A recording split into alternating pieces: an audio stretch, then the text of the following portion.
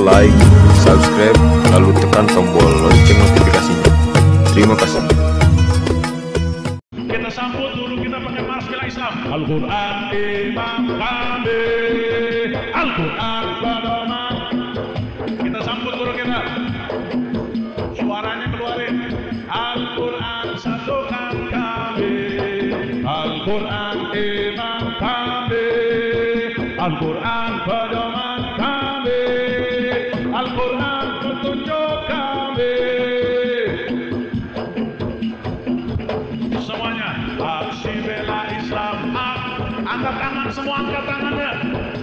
Allah, Allahu Akbar. Aksi bela Islam.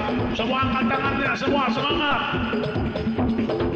Takbir, Allahu Akbar.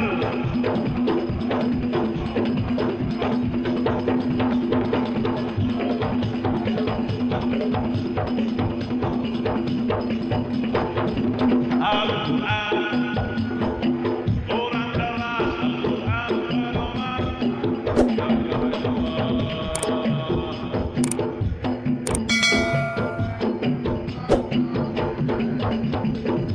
Imam kami,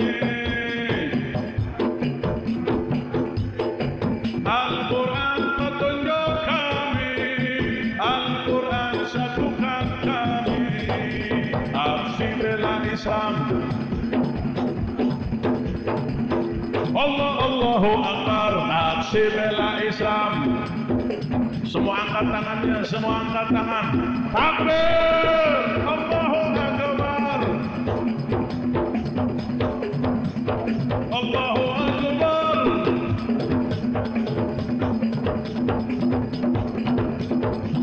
Sekali lagi. Al-Quran imam,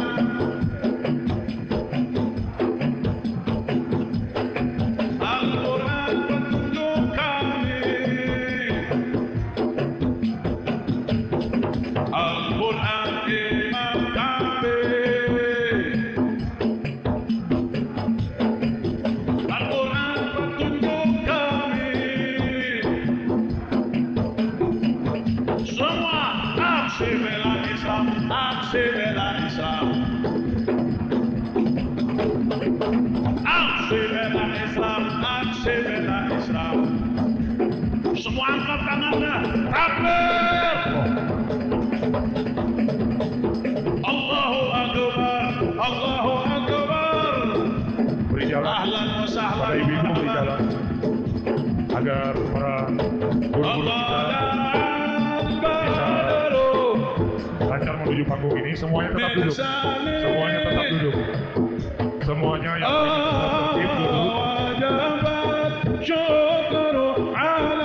Ibu-ibunya tolong kasih jalan, biar para guru-guru kita bisa lancar menuju panggung. Yang lainnya tetap duduk. Para jamaah kita tetap tertib, tetap duduk.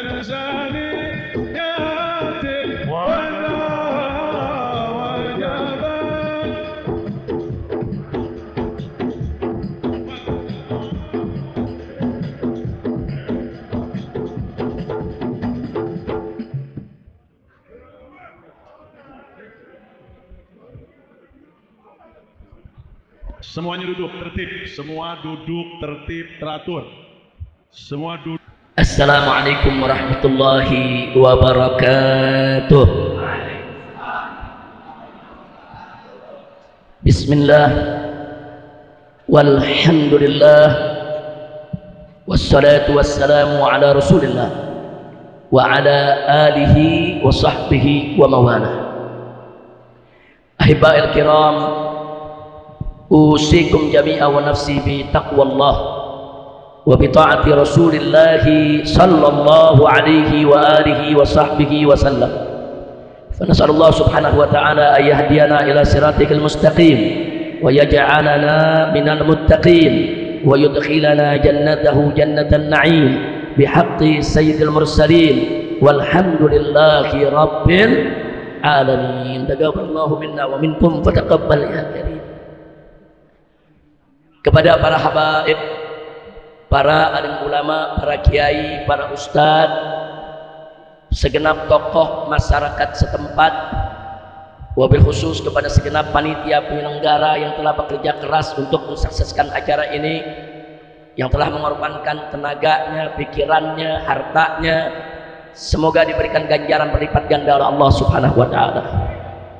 Wabil khusus penghormatan ini kita sampaikan kepada sahibul majlis dari Majlis Al-Bahjah yang sama kita cintai, yaitu sahibul majlis Al-Habib Ahmad bin Mukhtar Al-Attas, hafizahullah ta'ala wa ra'ah. Mudah-mudahan beliau beserta segenap keluarganya, khususnya ibundanya tercinta yaitu Ummul Lail, mudah-mudahan senantiasa diberikan oleh Allah panjang umur dalam taat dan ibadah, dalam sehat wal afiat, begitu juga semua keluarga besarnya, amin ya rabbal alamin. Hari ini saya lihat Masya Allah banyak habib-habib muda kita yang hadir. Di sini ada Habib Bahar bin Sumaid, kemudian juga tadi kita lihat ada Habib Nabil Al-Gadri, ada Habib Hasan Al-Kaf, dan barusan juga Waladir Mahbub Al-Habib Muhammad Hanif bin Abdurrahman Al-Attas yang telah menyampaikan ceramahnya. Saya tidak sebutkan lagi satu persatu semua nama habaib tokoh kiai yang hadir tanpa mengurangi sedikit pun penghormatan dan kecintaan kita kepada mereka. Mudah-mudahan semuanya kita doakan agar senantiasa dilindungi oleh Allah, diberkahi oleh Allah, diberikan kebahagiaan dari dunia hingga akhirat, amin ya rabbal alamin. Ahibail kiram, tadi sudah panjang lebar kita mendengarkan nasihat-nasihat dari para guru-guru kita, dan terakhir tadi kita lihat bagaimana Habib Hanif menyampaikan kepada kita tentang pentingnya kita cinta kepada Nabi, pentingnya kita mengikuti Nabi, pentingnya terus kita menyemarakan untuk selalu menjadikan Nabi sebagai uswatun hasanah, insya Allah. Nah, pada kesempatan ini saya ingin mengajak diri saya dan semua ahibba rahimakumullah untuk kita menengok satu ayat tentang bagaimana indahnya Nabi memimpin umat. Ini kita bicara tentang leadership, kita bicara dari segi bagaimana kepemimpinan Nabi alaihi salatu wassalam di tengah umatnya. Nah, kenapa ini menjadi penting? Karena kalau ini diketahui oleh generasi muda kita yang ada saat ini, karena subhanul yawm rijalun, pemuda hari ini akan menjadi pemimpin di hari esok. Nah, kalau dia tahu bagaimana cara Nabi memimpin, insya Allah itu akan menjadi contoh buat anak-anak muda kita manakala mereka kelak menjadi pemimpin di tengah umat, amin ya rabbal alamin. Kita buka surat Ali Imran. Di sana Allah Subhanahu wa taala menyatakan, a'udzu billahi minasyaitonir rajim, bismillahirrahmanirrahim, fabima rahmatin minallahi lintalahu walau kunta faddan ghalidhal qalbi lan faddu min hawlik fa'fu anhum wastaghfir lahum washawirhum fil amri fa idza azamta fatawakkal 'ala Allah innallaha yuhibbul mutawakkilin. Shadaqallahul azim. Indah ini ayatnya. Allah menceritakan tentang bagaimana kita punya Nabi memperlakukan umatnya. Allah menyatakan fabima rahmatin minallah, yaitu dengan rahmat dari Allah Subhanahu wa taala yang dilimpahkan kepada Nabi kita Muhammad sallallahu alaihi wasallam. Allah menyatakan lintanahum, engkau menjadi lembut, engkau menjadi ramah, engkau menjadi santun ya Muhammad kepada kau punya umat. Masya Allah, semua itu adalah serpihan dari rahmat Allah Subhanahu wa ta'ala. Artinya dari baris ini kita lihat siapapun yang menjadi pemimpin wajib untuk bersikap santun kepada yang dipimpin. Pejabat wajib santun kepada rakyat. Pejabat wajib untuk ramah, untuk lembut kepada rakyat. Tidak boleh pejabat bengis kepada rakyatnya. Sudah. Kira-kira jelas tidak? Jelas tidak? Jadi indah. Allah punya informasi buat kita dan tuntunannya buat Nabi. Fabima rahmatin minallahi lintalahum, yaitu dengan rahmat dari Allah Subhanahu wa taala ya Muhammad, engkau menjadi lembut, engkau menjadi santun, engkau begitu ramah terhadap kau punya umat. Alhamdulillah. Jangankan kepada umat, saudara, sampai Nabi kalau melihat ada umatnya dulu ketika beliau hidup, ada yang membawa seekor keledai dengan barang di atas tunggangannya melebihi kapasitas, ditegur sama Nabi. Dipanggil yang punya keledai, nggak boleh. kau berikan beban di atas keledai melebihi daripada kapasitas kekuatannya. Bayangkan, keledai diperhatikan oleh Nabi, nggak boleh dizalimi sama pemiliknya. Subhanallah, itu kita tidak Nabi. Kemudian setelah itu Allah ingatkan kepada Nabi alaihi salatu wassalam, walau kunta faddan ghalidhal qalbi, andai kata engkau ya Muhammad bersikap keras atau kasar hati terhadap kau punya umat, apa yang akan terjadi? Dan faddu haulaik, mereka akan meninggalkanmu, mereka tidak akan mendekatimu, mereka akan bercerai-berai, pergi, nggak mau dekat denganmu. Masya Allah. Bu, kalau ada pemimpin pejabat bengis mau dekat? Kalau ada pejabat pemimpin jahat mau dekat? Kalau ada pejabat pemimpin kasar mau dekat? Jadi Allah kasih tahu Nabi, dengan rahmat Allah engkau itu santun, engkau itu lembut ya Muhammad. Sebab andai kata nggak ada rahmat Allah, kemudian Nabi bersikap kasar dan keras hati, maka niscaya umat akan meninggalkan. Nggak sampai di situ, selanjutnya Allah nyatakan kepada Nabi, fa'fu anhum, maafkan mereka ya Muhammad. Artinya kalau kau punya umat, kau punya rakyat yang kau pimpin punya kesalahan, maafin. Bayangkan saudara, rakyat yang salah saja Allah ajarkan Nabi, maafkan. Jangan kesalahan rakyat dijadikan alasan untuk menindas rakyat. Masya Allah. Kalau zaman sekarang kan enggak, rakyat lupa pajak sedikit udah dikasarin. Betul. Lupa bayar listrik, mati listrik. Betul. Iya, rakyat banyak salah, betul. Allah juga tahu kok umat Nabi banyak salah, tapi Nabi dituntun oleh Allah, fa'fu anhum, maafkan mereka. Selama kesalahan tersebut masih bisa ditolerir, selama umat itu masih bisa dibina, maafkan. Subhanallah.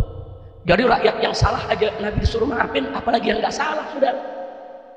Ini di kita, yang nggak salah aja digebuk, apalagi yang salah. Betul. Lu betul-betul lagi lu. Pengen gue ditangkap kali ya. Bu, kalau punya pejabat pemimpin yang lembut, enak gak? Yang santun, seneng gak? Yang mudah memaafkan kesalahan rakyatnya, cinta tidak? Shallu ala Nabi. Bahkan bukan sekedar Nabi diperintahkan Allah memaafkan mereka. Setelah itu Allah nyatakan fa'fu anhum wastaghfir lahum. Artinya apa? Wastaghfir lahum, Muhammad, mohonkan kepada Allah pengampunan untuk kau punya umat. Bukan sekedar maafkan. Kalau umatmu banyak salah, banyak dosa, mohon kepada Allah agar Allah mengampuni mereka. Subhanallah. Dituntun kita punya Nabi Allah. Bagaimana cara menjadi seorang pemimpin? Bagaimana cara menjadi seorang pejabat? Sudahlah, sikap lembut, santun, jangan kasar, jangan keras, gampang memaafkan, bahkan sering-sering mendoakan umatnya supaya diampuni oleh Allah. Saya mau tanya, akhlak Nabi indah tidak? Bagus tidak? Cinta sama Nabi? Betul. Shallu ala Nabi. Oh, salli wa sallim alaihi. Gak sampai di situ. Kemudian diajarkan lagi oleh Allah kepada Nabi. Setelah fa'fu anhum wastaghfir lahum wasyawirhum fil amri. Hei Rasulullah, wasyawirhum fil amri, ajak kau punya umat musyawarah dalam urusan mereka. Subhanallah. Rakyat diajak musyawarah.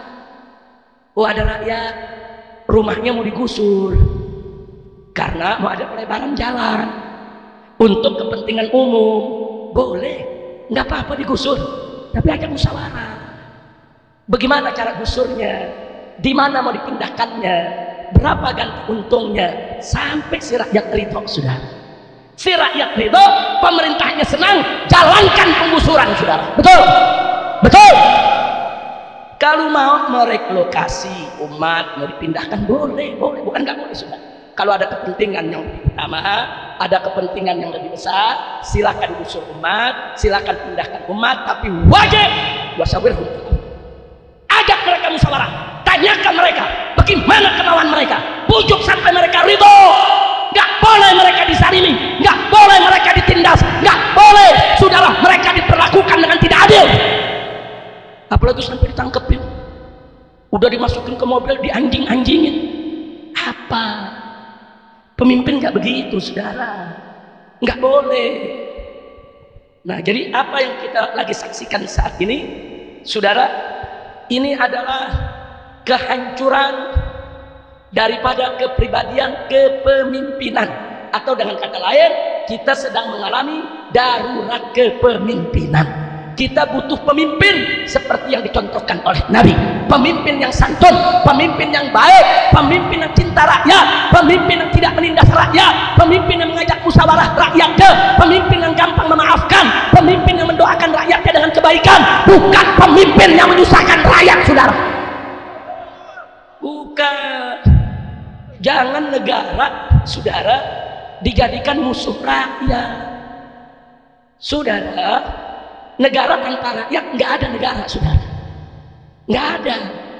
Rukun negara itu ada teritorial, saudara, dan ada rakyatnya.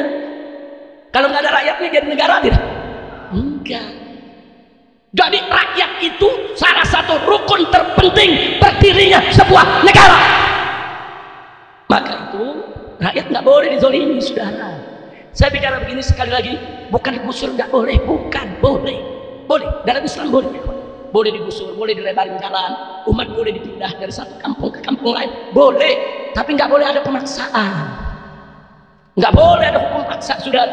Bahkan jangankan kita bicara syariat Islam, jangankan kita bicara Al-Quran dan As-Sunnah, saudara, kita bicara undang-undang yang berlaku di Indonesia saja tidak boleh ada orang yang dipaksa pindah, saudara.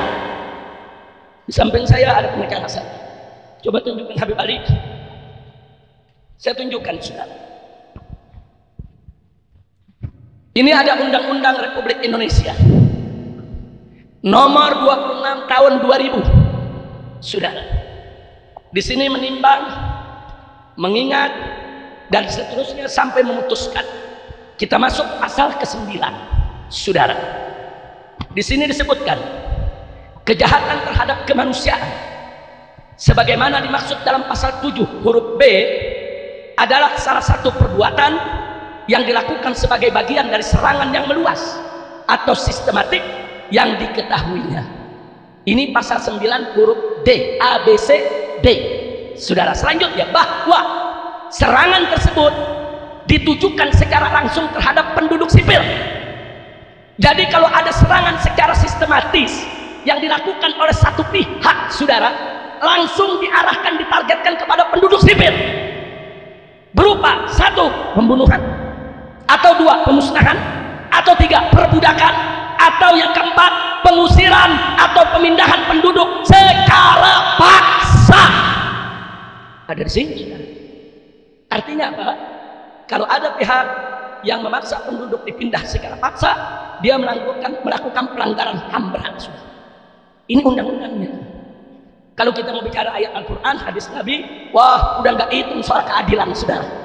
Ini kita bicara undang-undang, jangan mau kita dibodohi. Nggak boleh, tidak boleh siapapun, negara sekalipun, saudara, mau presiden, mau menteri, mau jenderal yang manapun, nggak boleh mengusir seorang rakyat dari rumah tinggalnya dengan paksa. Haram. Dan ini pelanggaran HAM berat, saudara. Nah, jadi jangan negara ini selalu merasa benar kalau rakyat selalu dianggap salah. Apalagi, saya tunjukkan lagi, saudara, apalagi saudara-saudara kita di Barelang, saudara, Pulau Batam, kemudian Rempang, Galang, saudara, itu sudah ada keputusan wali kota Batam. Ini keputusannya, saudara. Keputusan wali kota Batam, saya tunjukkan, saudara, nomor KPTS titik 105 garis miring HK garis miring 3 Romawi garis miring 2004 tentang penetapan wilayah perkampungan tua di kota Batam. Isinya, saudara, di sini disebutkan nama-nama pulau, di sini disebutkan nama kecamatan, kelurahan. 1, ada di sini nama Batu Ampar dengan kelurahan Bengkong Harapas, Bukit Sinyum, Bengkong Laut, Batu Merah, dan seterusnya, saudara. Termasuk, saudara, kelurahan Rempang, saudara.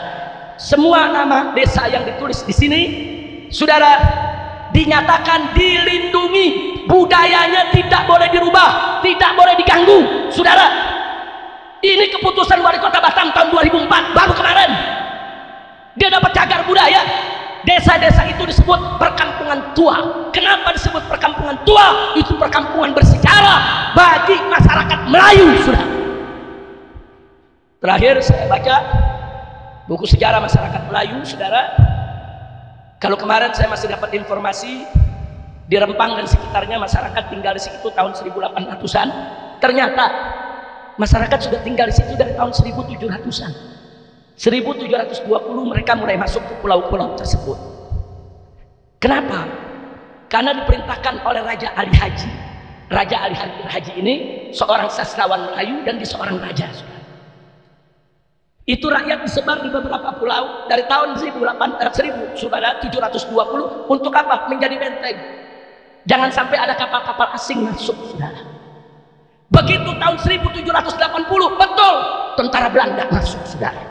Perang bertempur, orang-orang yang tinggal di pulau tersebutlah termasuk kakek moyangnya warga Rempang. Mereka yang perang, mereka yang melawan Belanda, dan akhirnya mereka mendapatkan kemenangan, saudara. Terus sekarang anak cucunya mau diusir. Dari mana ceritanya? Terus mau dikasih sama orang yang namanya Tommy Winata. Saudara, siapa dia? Mentang-mentang banyak duitnya, mentang-mentang banyak hartanya, terus mau jadi jagoan di negeri ini.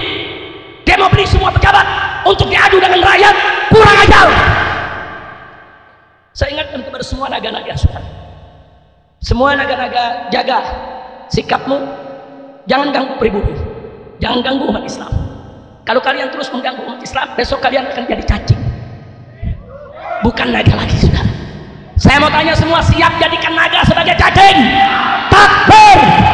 Shallu ala Nabi. Umat Islam gak pernah ganggu mereka. Mereka mau punya hotel silakan, mereka mau punya real estate silakan, mereka mau punya uang triliunan yang 7 keturunan tidak habis. Kita nggak ngiri umat Islam, betul? Betul? Urusan mereka kaya raya, saudara. Tapi jangan ganggu kita dong. Jangan mentang-mentang terus punya duit, saudara kita mau diusir dari kampung halamannya yang dia sudah tinggal di situ ratusan tahun. Kurang ajar. Nah, jadi saudara, sengaja saya bawakan tadi bagaimana cara Nabi memimpin. Saya ingin ingatkan semua pemimpin Indonesia, kalian kan muslim, contoh dong nabinya. Ajak dong musyawarah rakyat, santun dong kepada rakyat. Jangan caci maki rakyat, jangan bohongi rakyat, jangan tipu rakyat, jangan tindas rakyat, jangan zalimi rakyat. Kira-kira yang saya sampaikan jelas tidak? Jelas tidak? Jadi sekarang saya mau tanya, kalau warga Rempang sekarang melawan, wajar tidak? Wajar tidak? Wajar tidak? Wajar, saudara. Tahu-tahu begitu mereka melawan, mereka disebut penjahat.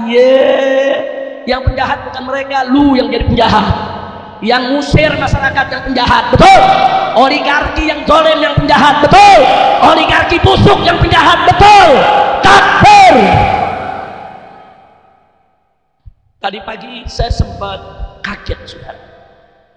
Saya dengar kabar dari kawan-kawan di Batam dan Riau bahwa Ustadz Abdus Somad yang kita cintai, UAS, mendapat panggilan polisi. Kita kaget, saudara. Saya minta bantuan kepada pengacara, hubungi kawan-kawan yang di Riau, hubungi kawan-kawan di Batam. Apa betul ini Ustadz Abdus Somad dapat surat panggilan? Karena kita marah, saudara. Kalau seorang Ustadz Abdus Somad yang menyuarakan kebenaran, membela bangsa Melayu, mendukung perjuangan bangsa Melayu, saudara, kemudian dianggap sebagai penjahat, kita tidak akan ridho dan kita tidak akan terima, betul? Takbir. Saya mau tanya, Ustadz Abdus Somad itu pecundang atau pejuang? Pecundang atau pejuang? Pecundang atau pejuang? Beliau bukan penjahat, saudara. Nah, akhirnya saudara, tadi pagi saya sempat ceramah di Condet. Saya kritisi soal ini, kita tumpahkan kemarahan kita. Kita nggak terima kalau Ustadz Abdus Somad yang sedang ditol membela bangsa Melayu yang tertindas kemudian menjadikan penjahat. Tapi alhamdulillah, sore tadi kami langsung mendapat jawaban baik dari para pengacara maupun dari para asistennya Ustadz Abdus Somad, saudara. Dan Ustadz Abdus Somad juga segera membuat rekaman, disebarluaskan di mana-mana. Yang mendapat panggilan polisi adalah sahabat beliau yang bernama Ustadz Burhan. Tapi beliau tetap marah. Kenapa? Karena Ustadz Burhan ini, kata Ustadz Abdus Somad, ini orang baik. dia punya restoran saudara, dia suka kasih makan anak yatim, kasih makan janda-janda lemah, kasih makan orang miskin. Kemarin begitu warga dari Rempang numplek di Batam saudara, mereka demo menuntut keadilan, nggak bawa makanan, nggak bawa minuman. Ustadz Burhan berbaik hati, kasih makan, kasih minum. Ustadz Burhan dipanggil polisi. Apa dalam surat ditulis? Diduga melakukan tindak pidana karena membantu orang yang melakukan kejahatan. Lu yang jahat bilang masyarakat jahat. Kacau tidak? Kacau tidak? Kita bersyukur bukan Ustadz Abdul Somad, alhamdulillah. Tapi kita tetap nggak terima. Ustadz Burhan itu orang baik, dia berderma, dia bantu orang. Kenapa dianggap penjahat? Saya jadi ingat peristiwa Pilpres 2019 tanggal 21-22 Mei di Jakarta. Saudara, itu petugas rumah sakit, petugas kesehatan kemanusiaan dari Mercy, dari Hilmi ditangkap oleh aparat. Begitu ditangkap tuduhannya apa? Membantu penjahat. Jadi masyarakat yang tidak terima hasil Pilpres, bentrok itu di Bawaslu saudara, itu dibilang penjahat. Yang namanya demonstrasi itu bukan penjahat, itu unjuk rasa. Soal unjuk rasa itu akhirnya chaos, itu persoalan lain. Jangan kemudian langsung dituduh mereka penjahat. Jangan sekarang kita ada di mulut serigala, besok baru masuk mulut singa. Sama juga bohong. Betul. Makanya minta kepada Allah, semoga besok kita mendapat pemimpin yang baik, pemimpin yang jujur, pemimpin yang amanah, pemimpin yang cinta kepada Allah dan Rasulnya, pemimpin yang lembut kepada rakyatnya, pemimpin yang mengajak rakyatnya bermusyawarah, pemimpin yang mudah memaafkan kesalahan rakyatnya, pemimpin yang selalu mendoakan kebaikan untuk rakyatnya, pemimpin yang menuntun rakyatnya ke jalan yang benar. Ala hadhihi niyyah wa likulli niyatin salihah wa ila hadratin nabiyil mustafa sallallahu alaihi wasallam bisirril